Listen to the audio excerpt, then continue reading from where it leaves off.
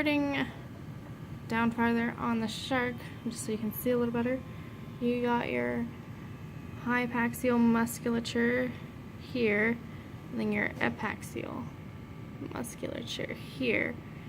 And then, so these white lines here are going to be your myoseptum. And then there's a little layer of muscle in between them, and then the muscle plus the white lines makes up one unit. So then you have a myomere here. So then here you can see the horizontal skeletaginous septum, which is this white line here. They kind of go in a different direction than the myoseptum. So we didn't cut back far enough, but the pectoral abductor muscle should be in this area here. Or sorry, my bad, it's actually right here, kind of on the fin. But then here would be the scapular process, which you could see if we cut back more. Then the raphe are just the dividers between each pharyngeal slit muscle. And then on the dorsal side of the shark, you can also see the dorsal superficial branchial constrictor muscles. Here you can see the epibranchial muscles. And this strip of muscle where the fibers are kind of going a different way is going to be your calcularis muscle here. Then again, this first pharyngeal slit muscle on top is going to be your dorsal hyoid constrictor muscle. Then moving towards the spiracle, you got the levator hyomandibulae muscle right here. Then right here you have the spiracle. Then moving towards the head a bit more, you got the spicularis muscle on this side of the spiracle here.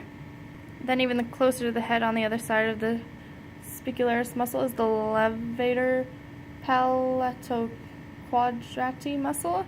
It should be like right here. Now moving a little bit more ventral, we got this big bulbous structure, which is going to be your adductor mandibulae here. You're also kind of able to see the hyomandibular nerve right here.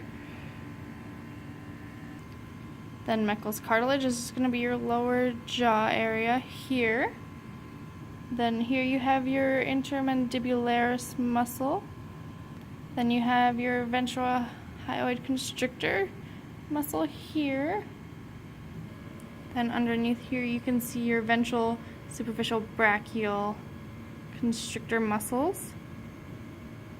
Alright, now on the ventral side of the shark, up towards the nose, you can see these porous structures, which are your ampullae of Lorenzini. Towards the mouth you see the labial fold, as well as the labial pocket here, and your labial cartilage here. Alright, here is your intermandibularis muscle. Then on the underside of the intermandibularis muscle, we have the the interhyoideus muscle right here. So then moving on to the caricohyoid muscle, I believe that should be here. Then also from this ventral view, you can still see your ventral hyoid constrictor muscle here. And then moving more towards the tail of the shark, we got this hard piece of cartilage, which is just your caracoid bar. Then in this region here, we have the linea alba. Sorry, that's just going to be this line here is the linea alba, is that mid-ventral line that we ended up cutting through. So you can also see your ventral superficial branchial constrictor muscles here from this view as well. So then in this area here, it's kind of hard to see, but it should be the coracoarticular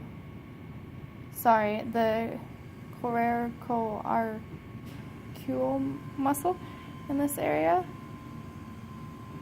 Then here you can see your caracomandibular muscle.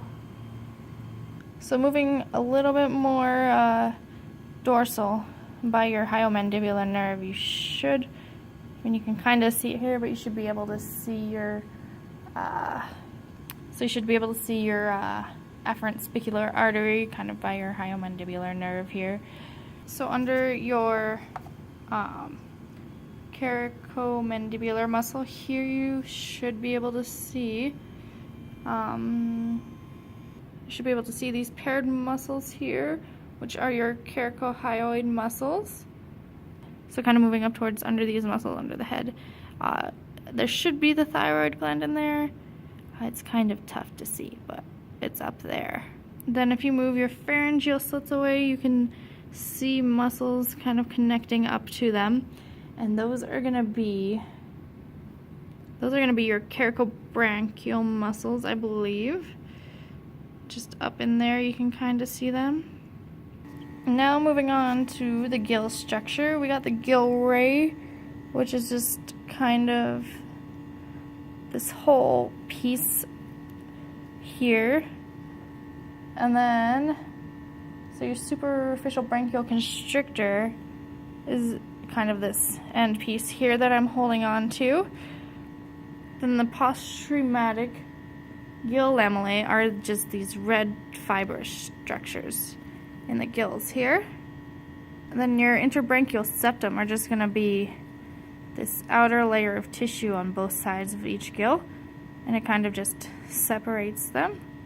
Then your interbranchial muscle actually runs through your gill ray here. Then you can see where we cut these epibranchial arches, which just connect both sides of this here. You can also kind of see the branchial arch, which is just the cartilage in there, which is tough to see, but you can definitely see the brown round spot there, which is just going to be your branchial abductor muscle. And then you can also see your gill rakers on the inside of your gills here. That's it for the head of the shark and the muscles around the head. Next is going to be inside the body cavity of the shark.